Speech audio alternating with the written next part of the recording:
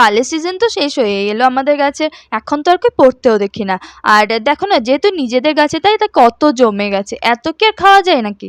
কিন্তু তাও যতটা খেয়েছি দিদিরা তো সেটাও পায় না, যেহেতু কিনে খেতে হয়। কিন্তু দিদি না তালের জিনিস খেতে খুব ভালোবাসে, তো এখন যেহেতু বাবা আর মা যাচ্ছে দিদির শাশুড়িকে দেখতে, তাই মা বললো একটা তাল কাকিয়ে দে, এই সময়তে ওর জন্য তাড়াহুড়ো করে কটা তালের ফুলুরি বানিয়ে নিই। তো সকাল সকালে আমি কাকিয়ে দিয়েছি, মায়ে যে ফুলুরি বানিয়ে নিয়েছে।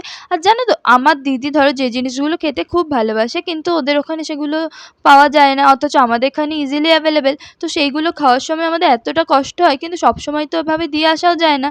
তো সেই সব সময় না মা কেঁদে তো ভাসিয়ে দেয়। তো এই যে দিদির জন্য এইসবগুলো গুছিয়ে নিচ্ছে, আর সাথে কিছু ফল টলও নিয়েছে, যেহেতু মাসিমার শরীর খারাপ, আর বিবোর জন্যও নিয়েছে। এবার শুধু তো বড়দের জন্য নিলে হবে না, আমাদের তো বিবো বাবুও আছে, তার জন্য তো কিছু নিতে হবে, না নিলে যে আবার বাবুর গোসা হয়ে যাবে। ফোনে তো পই পই করে বলে দিয়েছে ওর জন্য চিপস নিয়ে যাওয়ার জন্য, সাথে উপরি পাওনা হিসেবে আছে ছোট ছোট টফি।